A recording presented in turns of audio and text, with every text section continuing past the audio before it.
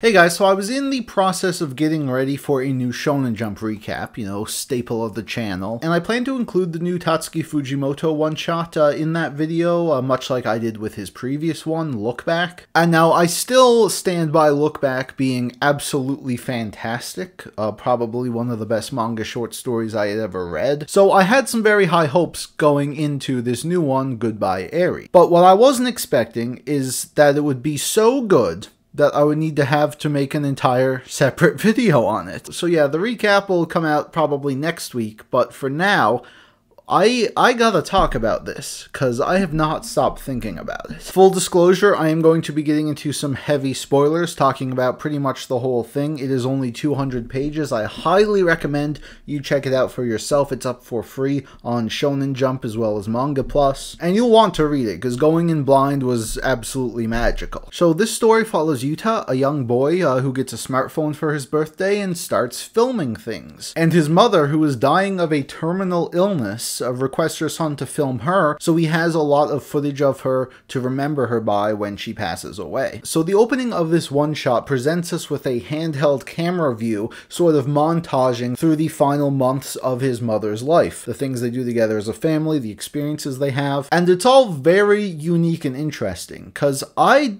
have not really seen this done in a comic before. It probably has at some points, but to me this really stood out as unique and fresh for the medium. Fujimoto is obviously a huge film buff if you've read any of his other works, and his shots and composition are usually very cinematic, and the montage continues up to the point where his mom dies. He wants her to film his final moments, however he cannot bring himself to do it, and he runs away. Then the hospital explodes.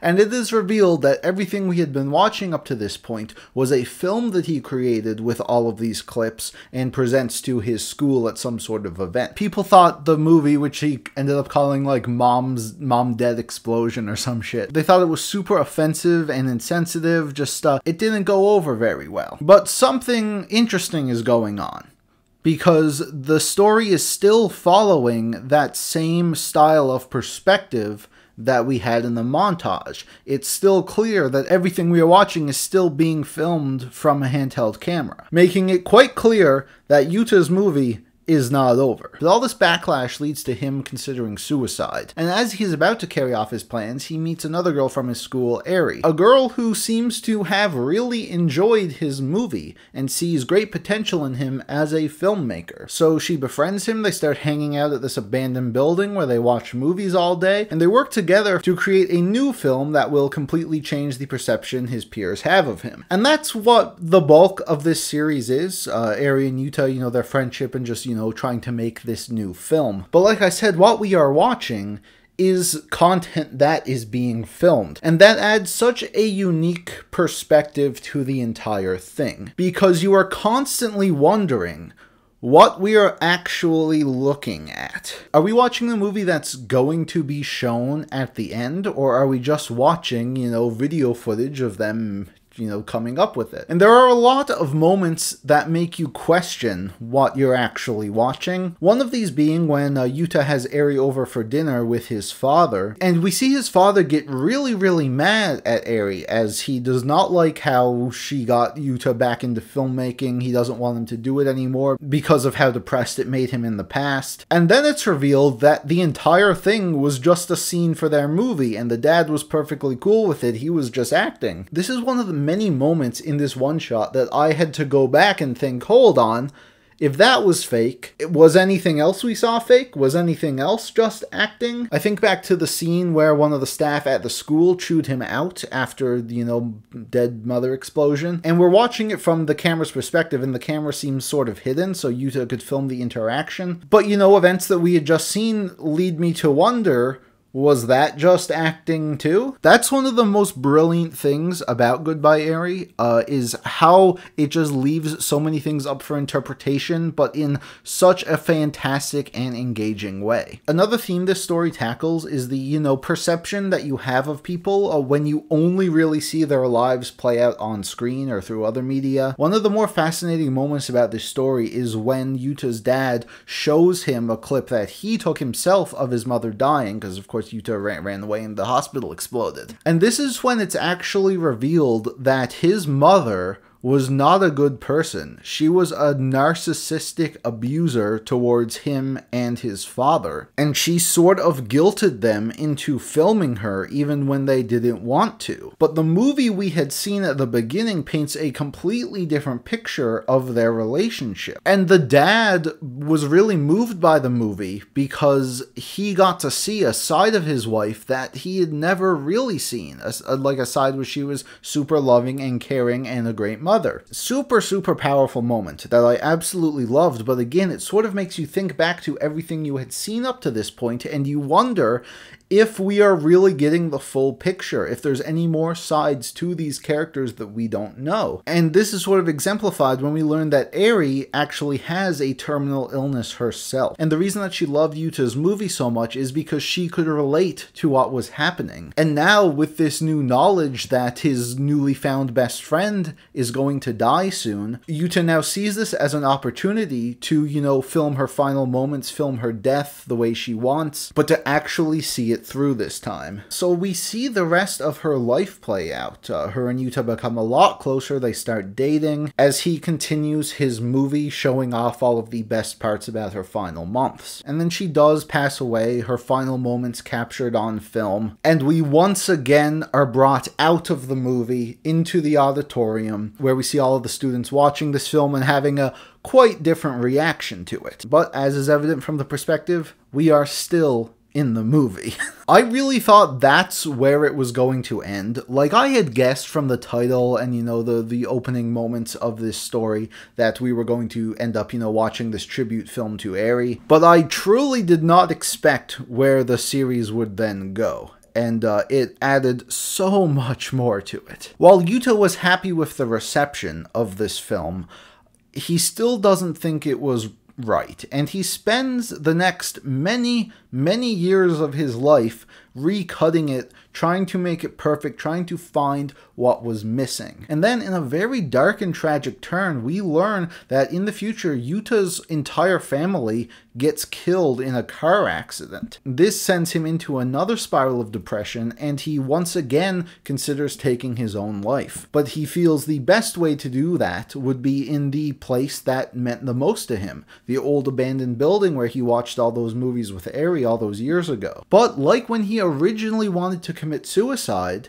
ERI is there to stop him. And that's right, ERI appears in one of the most interesting moments of this story. Now, in the movie that they had made together, she was a vampire. That was like a interesting little fantasy twist. And the ERI that he meets here also claims to be a vampire. That is why she is here and why she is so young. And he has a conversation with her that kind of serves as a coping mechanism. It sort of talks him out of his suicidal thoughts. And it also makes him realize what his movie was missing.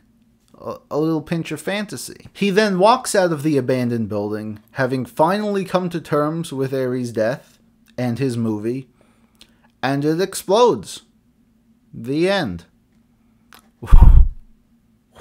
This was so fucking incredible on so many levels. It is insane. The whole framing of this entire one-shot as just a movie we are watching leaves so many things up for interpretation. Were we watching an autobiography of this kid throughout, you know, his entire life? Was Dead Mother Explosion a real film? Was Goodbye ERI a real film that he had actually made? And then the whole greater picture was just showing the aftermath of that? Or was this entire thing just a single movie with actors and scriptwriters, and it just wanted to tackle all of these themes? And at the end, when he confronts ERI, was she a hallucination? Did he make her up to come to terms with everything himself? Or was she actually a vampire? I'm inclined to think the former, but at the same time, there's nothing in here that really says she can't be. And I think the ending of the building exploding, mirroring the hospital exploding, was just so fucking good. In the way that Yuta Yuta really reacts to it. In the beginning, he could not accept his mother's death and he runs away crying. But here, he has come to terms with pretty much everything. His mother's death, ERI's death, the rest of his family dying. God, that's so fucked up. And he seems to walk away calmly with a content look on his face. The contrast here is really brilliant. Like at the end of Dead Mother Explosion, yeah, the explosion did come out of nowhere and it did not feel earned at all.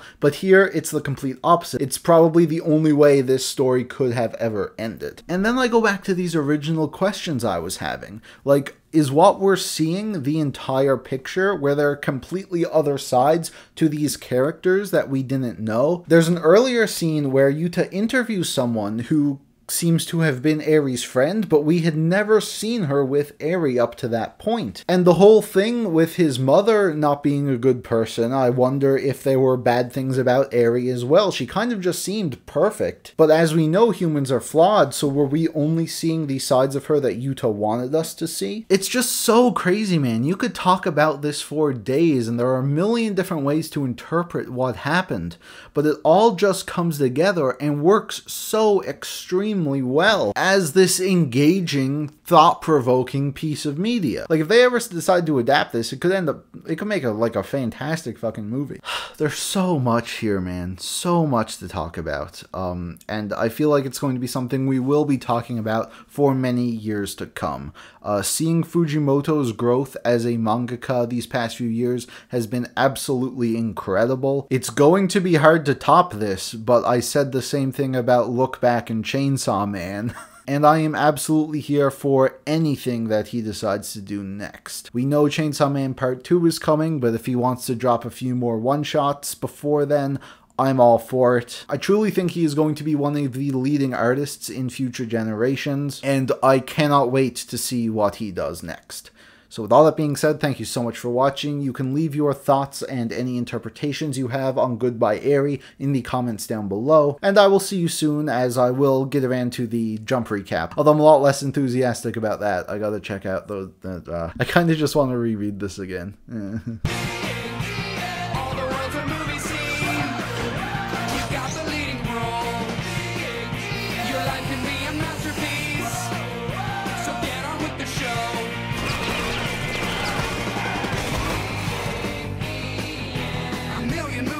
Spinning round inside.